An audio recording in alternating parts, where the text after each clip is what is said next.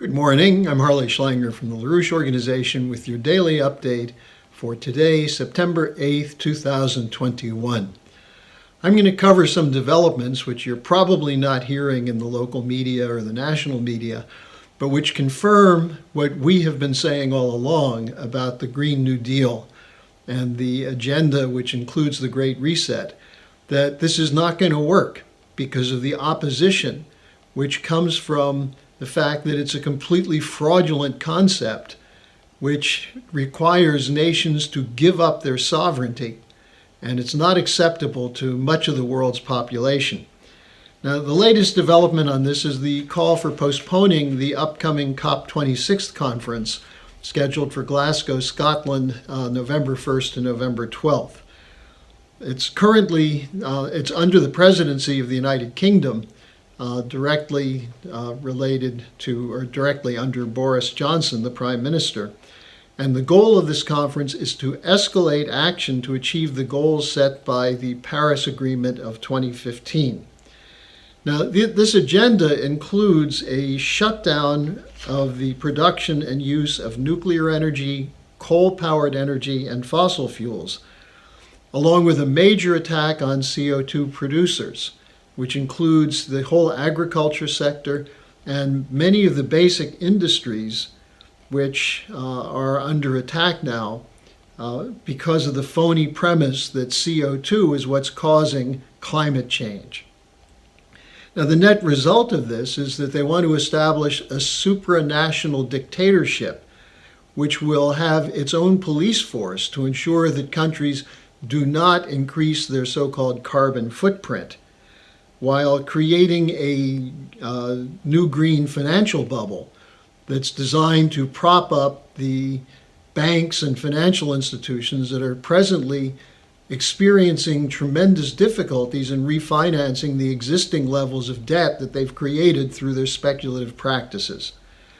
So the whole idea then is that we have to shut down production to achieve a phony concept of reducing carbon dioxide, and in the meantime pump $40 to $60 trillion into the hands of speculators so they can roll over their outstanding debt, which is completely uncollectible and unsustainable.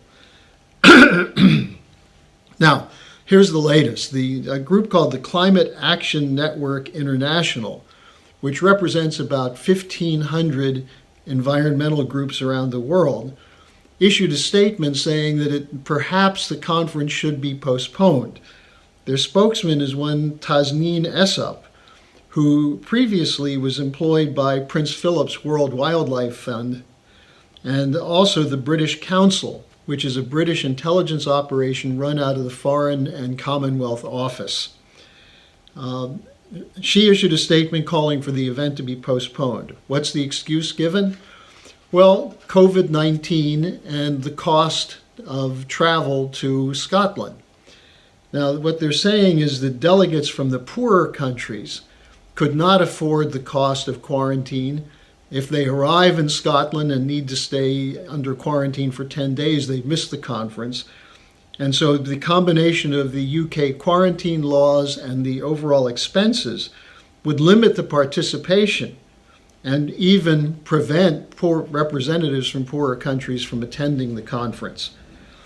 Well, that may be true, but that's not the real reason.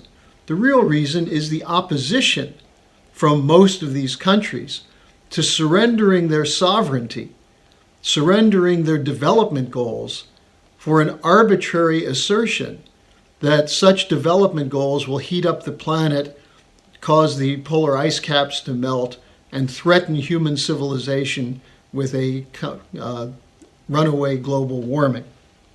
Now, these are countries which need power, which have shortages of electricity, which don't have clean water, which have problems with food production, partly because under the World Trade Organization system, they produce food, but they have to ship it, export it, in order to make money to pay their debt. They have shortage of funds for healthcare, which exacerbates the existing crisis with the COVID pandemic. These needs will not be supported by so-called sustainable energy. And the idea that they'll be given carbon, a way to get money for giving up the right to their carbon production. It's a minimal amount of funds which will in no way keep those countries alive or growing. So they're not going to surrender their development goals to this supranational dictatorship. Secondly, there's tremendous opposition from countries that are large countries, including India, Russia, and China. John Kerry, the climate czar of the Biden administration, just had a rough reception in China following an equally disastrous trip to India, because these countries are not in agreement that they'll shut down their energy production to conform to the demands of the global environmental movement. You even have attacks on the Biden administration now for not being aggressive enough in curbing fossil fuel production and development. Excuse me. And the most recent one comes from Australia. The UN Climate Special Advisor threatened Australia that bankers will cut them off and punish them if they don't stop using and producing coal. Now, Australia's Resource and Water Minister, Keith Pitt, responded to this threat very directly with a statement titled, "Coal Industry Has a Strong Future in Australia." And he states the obvious. There's a tremendous demand for coal from the Asian nations that use coal primarily for electricity production, especially China, India, and South Korea. And Australia is a major exporter of coal to these countries. And these exports play a large role in the Australian economy, including tens of thousands of jobs, huge amounts of income. And here's what Pitt said in his statement. He said, "The future of this crucial industry will be decided by the Australian government, not a foreign body that wants to shut it down," unquote. What's the foreign body? Well, whatever comes out of the COP26 conference as the enforcement arm of the absurd climate rules in the so-called rules-based order. So with this level of opposition, no wonder they want to postpone it. Now, meanwhile, we're seeing the absurdity in the media in the coverage of Hurricane Ida, saying that the deaths and destruction come from climate change. Well, it's been pointed out by many people that we're not seeing bigger storms and more frequency of such storms. There have been storms of this sort for decades, as long as we've been keeping records. And therefore, climate change is not the cause. But the devastation that occurs is caused by something else: the neglect of infrastructure, the deterioration of water management programs, of flood control systems, of dikes and canals, which means the water has no place to go except in the basements where people are living because of the high cost of housing in places like New York City.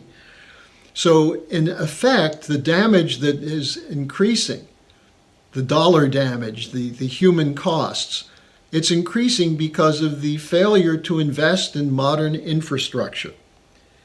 That's what we have to address, not these phony insistences that it's the advance of human civilization through the development of more intense energy systems that's causing global warming. Now, there's more you can get on this by going to theschillerinstitute.com. We have a video from the July 24th conference. There is no climate emergency, as we've been covering this for years. In fact, Lyndon LaRouche polemically argued that there are no limits to growth, but there, at this point, appear to be no limits to human stupidity. Well, become part of the faction of humanity that's not going to capitulate to these stupid arguments that are designed to impose a global financial dictatorship. So thanks for joining me today. I'll be back again tomorrow.